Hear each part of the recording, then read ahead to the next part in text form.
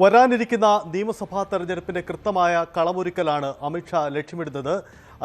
ഇദ്ദേഹത്തിന്റെ ആദ്യ കേരള സന്ദർശനത്തിന്റെ തുടക്കം മുതൽ അദ്ദേഹം പങ്കെടുക്കുന്ന പരിപാടികളിലെല്ലാം ആ ലക്ഷ്യത്തിൽ ഊന്നി നിന്നുകൊണ്ടുള്ള നീക്കങ്ങൾ തന്നെയാണ് അമിത്ഷാ നടത്തിവരുന്നത്.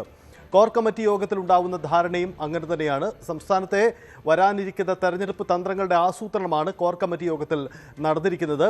കോർ കമ്മിറ്റി യോഗത്തിൽ സംസ്ഥാനത്തിൻ്റെ പൊതു സാഹചര്യം സംസ്ഥാന നേതൃത്വം അമിത്ഷായ്ക്ക് മുന്നിൽ വെച്ചു.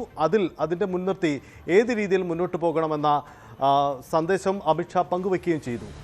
സംസ്ഥാനത്തെ പ്രധാനപ്പെട്ട പ്രചരണ വിഷയങ്ങൾ, നിലവിൽ സജീവമായ വിഷയങ്ങളെല്ലാം BJPയും ഏറ്റെടുക്കും. അതിൽ മുഖ്യമായും ശബരിമല വിഷയമുണ്ടാകും. ശബരിമല രണ്ട് മുന്നണികളും ചേർന്നുള്ള ഒരു സ്വർണ്ണ തട്ടിപ്പാണ്, വിശ്വാസ ലംഘനമാണ് അവിടെ നടത്തിയിരിക്കുന്നത്. അങ്ങനെ ക്ഷേത്രങ്ങളെ കൊള്ളയടിക്കാൻ ഇരു മുന്നണികളും ഒപ്പം നിൽക്കുന്നു എന്ന വാദം കൂടി അമിത്ഷാ മുന്നോട്ട് വയ്ക്കുന്നുണ്ട്. കേന്ദ്ര ഏജൻസിക്ക് ഈ സ്വർണ്ണ തട്ടിപ്പ് അന്വേഷണം വിടാൻ ധൈര്യമുണ്ടോ എന്ന് സംസ്ഥാന സർക്കാരിനെ വെല്ലുവിളിക്കുന്ന രീതിയിലാണ് അമിത്ഷായുടെ നീക്കം. ഈ തരത്തിൽ വിശ്വാസ വോട്ടുകൾ ഒപ്പം നിർത്തുക എന്ന BJPയുടെ തന്ത്രത്തിനൊപ്പം തന്നെയാണ് ഈ വിഷയത്തെ അമിത്ഷായും ഏറ്റെടുക്കുന്നത്. സ്വാഭാവികമായും ഉറപ്പാണ് ഇനി അങ്ങോട്ടുള്ള BJPയുടെ തെരഞ്ഞെടുപ്പ് തന്ത്രത്തിൽ ശബരിമല ഒരു മുഖ്യ വിഷയമാകുമെന്ന ഉറപ്പുകൂടിയാണ് അമിത്ഷായുടെ ഈ നീക്കത്തിലൂടെ ഉണ്ടാവുന്നത്. ഒപ്പം ഇടതു വലതു മുന്നണികൾ വർഗീയ കക്ഷികളുമായി കൂട്ടിച്ചേരുന്നു. SDPI, PFI, ഒപ്പം തന്നെ ജമാഅത്തെ ഇസ്ലാമി അടക്കമുള്ള വോട്ട് ബാങ്കുകൾ ലക്ഷ്യമിട്ടുകൊണ്ടാണ് കേരളത്തിൽ ഇടതു വലതു മുന്നണികളുടെ നീക്കം. അതിന് ബദലായുള്ള പുതിയ നീക്കമുണ്ടാവണമെന്ന മുന്നറിയിപ്പ് കൂടി സംസ്ഥാന നേതാക്കൾക്ക് നൽകുകയാണ് ചെയ്യുന്നത്.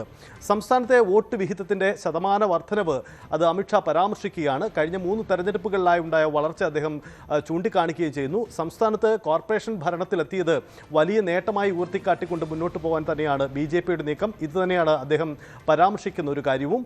മുമ്പ് 25% വോട്ടിംഗ് ശതമാനത്തിലേക്ക് കേരളത്തിലെ തദ്ദേശ വോട്ടിംഗ് ശതമാനം ഉയരും എന്ന അമിത്ഷായ ഒരു പ്രഖ്യാപനം ഉണ്ടായിരുന്നു. പക്ഷേ അതിനൊപ്പം എത്തിയിട്ടില്ല. സ്വാഭാവികമായും ആ പോളിംഗ് ശതമാനം, ആ ഉയർന്ന വോട്ടിംഗ് ശതമാനത്തിലേക്കും എത്തിയില്ലെങ്കിൽ കൂടിയും കേരളത്തിൻ്റെ പൊതു സാഹചര്യം BJPക്ക് അനുകൂലമാണ്. ഇത്തവണ നിയമസഭാ തെരഞ്ഞെടുപ്പിൽ ചില അത്ഭുതങ്ങൾ ഉണ്ടാകും എന്ന പ്രതീക്ഷയാണ് പൊതുവിൽ നേതാക്കൾ പങ്കുവയ്ക്കുന്നത്. അങ്ങനെ തെരഞ്ഞെടുപ്പ് തന്ത്രങ്ങൾ കൃത്യമായി ആസൂത്രണം ചെയ്തുകൊണ്ട് കേരളത്തിൽ ഒരു ബദൽ സംവിധാനം, ഇതുവരെ ഇരു മുന്നണികൾക്കും ഒരു പൂർണ്ണ ബദലാവാൻ BJPക്ക് നിയമസഭാ തെരഞ്ഞെടുപ്പുകളിൽ കഴിഞ്ഞിട്ടില്ല. പക്ഷേ ഇത്തവണ പൂർണ്ണ ബദലായി പ്രധാന നേതാക്കളെ മത്സരിപ്പിച്ചുകൊണ്ടുള്ള തെരഞ്ഞെടുപ്പ് തന്ത്രത്തിലേക്ക് തന്നെയാണ് പോകുന്നത്. അമിത്ഷായുടെ പ്രഖ്യാപനത്തിന്, സന്ദർശനത്തിന് തൊട്ടു പിന്നാലെ തന്നെ BJPയുടെ ആദ്യഘട്ട സ്ഥാനാർത്ഥി പട്ടിക പുറത്തിറക്കാൻ സാധ്യതയുണ്ട്. പ്രധാന നേതാക്കൾ എല്ലാവരും മത്സരരംഗത്തുണ്ടാവണമെന്ന പൊതുധാരണയാണ് നേതൃത്വത്തിൽ ഉണ്ടായിരിക്കുന്നത്. അങ്ങനെയെങ്കിൽ അതിശക്തമായ ഒരു തെരഞ്ഞെടുപ്പ് പോരാട്ടത്തിന് കളമൊരുക്കാനാണ് അമിത്ഷായുടെ സന്ദർശനത്തോടെ BJP ഒരുങ്ങുന്നത്. അങ്ങനെയെങ്കിൽ വരും ദിവസങ്ങളിൽ അതിൻ്റെ പ്രഖ്യാപനങ്ങളും പ്രതീക്ഷിക്കാം. കൂടുതൽ വാർത്തകൾക്ക് News 18 Keralam YouTube channel subscribe ചെയ്യുക.